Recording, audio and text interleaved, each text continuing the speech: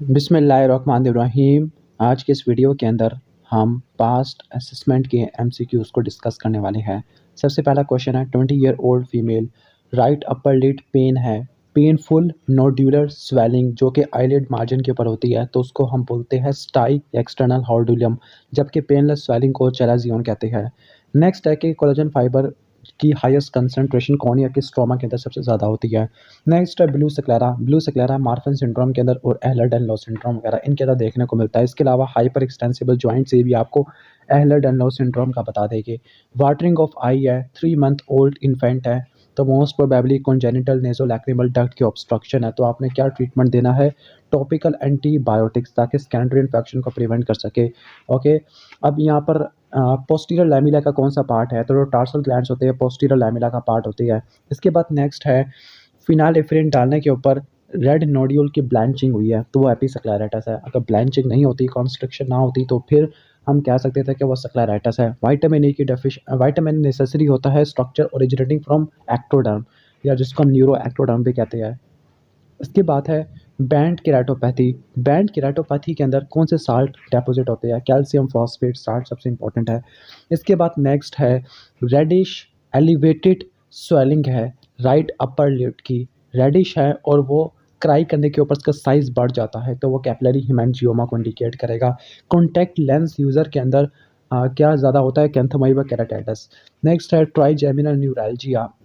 Okay, trigeminal neuralgia हो गया है।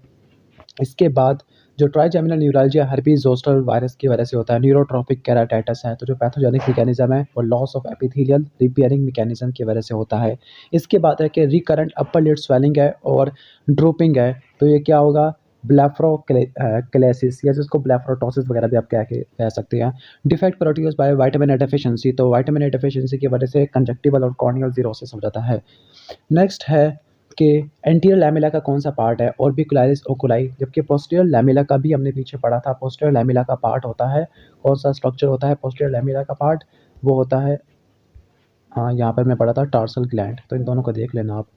इसके बाद नेक्स्ट आ जाते हैं main mechanism of damage in vitamin A deficiency, तो मेटाप्लेजिया डेफिशिएंसी और एक्सेस दोनों की वजह से मेटाप्लेजिया होता है। प्री कॉर्नियल के अंदर टीयर फिल्म के अंदर 3 लेयर्स होती है। इसके बाद नेक्स्ट है ओके कॉर्नियल एडिमा है, लिम्बल इस्कीमिया हो गया है।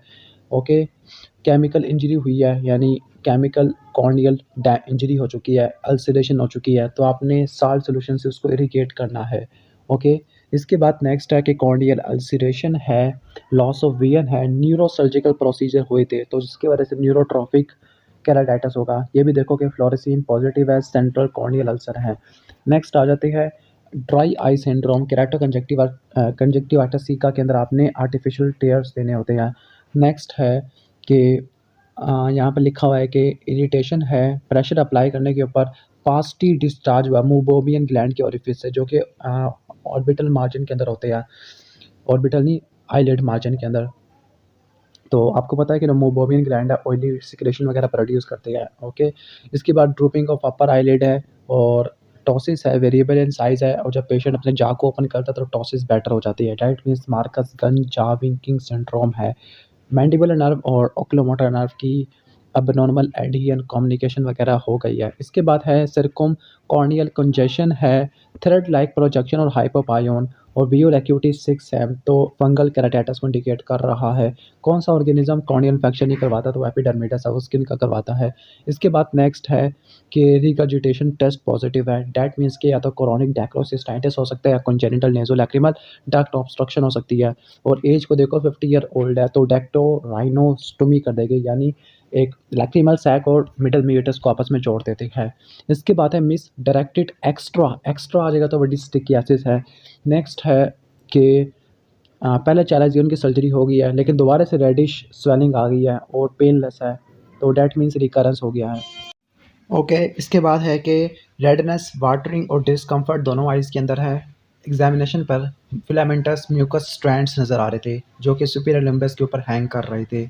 जो कॉर्नियल जो होते हैं स्ट्रक्चर्स या स्ट्रैंड्स होती है वो फ्लोरेसिन डाई से अच्छे तरीके से स्टेन हो जाती है। इसके बाद नेक्स्ट है कि इरिटेशन है, पेन, बर्निंग और फॉरेन बॉडी सेंसेशन है, और ब्लिंकिंग करने के ऊपर पेन ज़्यादा सीवियर हो जाता है।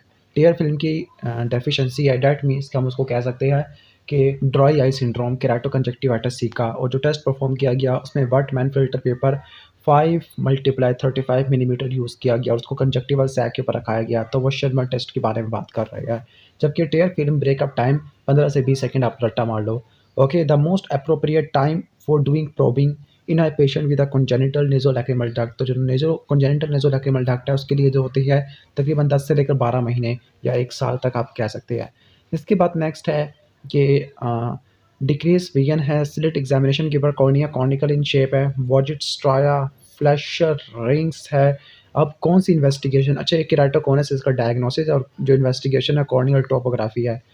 ओके, इसके बाद नेक्स्ट है कि डिसफिगरमेंट ऑफ राइट आई, इसका एक एससीक्यू भी है जिसमें ई न्यूक्लिएशन करते हैं।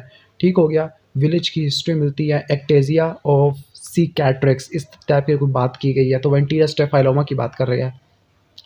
इसके बाद नेक्स्ट है कि यहाँ पे लिखा हुआ है कि whitish material at the periphery of cornea है, इंटरवल ओपेसिटी और लिम्बस के दरमियान में। लिम्बस कॉर्नियोसेक्रेटल जंक्शन को कहते हैं। तो कौन सी लेयर है? डेपोजिशन बेसमेंट मेम्ब्रेन के लेवल के ऊपर होती है। रिगर्जिटेशन टेस्ट पॉजिटिव है, दैट मीन्स कि या तो नेज़ोलैक्रिमल डक्ट की ऑब्स्ट्रक्शन है या क्रोनिक डैक्रियोसिस्टाइटिस है। इसके बाद नेक्स्ट आगे चले जाते हैं। ओके, तो फोटोफोबिया हार्ड स्किल्स क्रस्टिंग है, तो क्रस्टिंग किस में आती है? पोस्टीरियर ब्लेफराइटिस में आती है। नेक्स्ट हम आ जाते हैं ओके, नाइट ब्लाइंडनेस, तो विटामिन ए की डेफिशिएंसी है। स्टाई है, तो स्टाई के लिए सबसे मेन स्टाफिलोकोकस ऑरियस को रट्टा मार लो। नेक्स्ट है स्वेलिंग येलो इंफीरियर लिम्बस के ऊपर नज़र आ रही है, तो वो लिम्बल डर्मोइड है।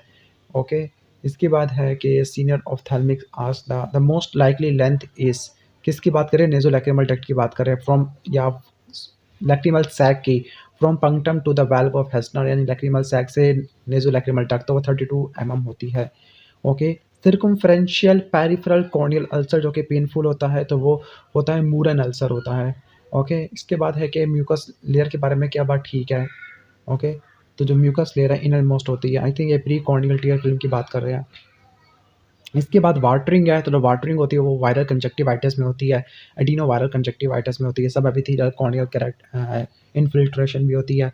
इसके बाद है कि history of watering and the bluish swelling at the medial canthus है। ओके, और पंक्टम क्लोज हुआ पड़ा है, डेट मीन्स कि नेज़ोलैक्रिमल डक्ट की ऑब्स्ट्रक्शन है। पाल्पेब्रल पार्ट लिबेटर पाल्पेब्रल सुपेरियोरस से नीचे होता है, एक पार्ट इससे ऊपर पड़ा हुआ होता है। Okay, risk factor for corneal infection, तो altered structure of corneal surface ये नहीं होता। और लास्ट में है कि विटामिन ए की कितनी कंसंट्रेशन देनी होती है, तो 2 लैक्स इंटरनेशनल यूनिट ओरली या इंट्रामस्कुलर 1 लैक्स होते हैं, या बच्चों के अंदर इसको आप मज़ीद हाफ कर देते हो। तो ये थे एमसीक्यूज़, नेक्स्ट वीडियो के अंदर हम एससीक्यूज़ को डिस्कस करेंगे।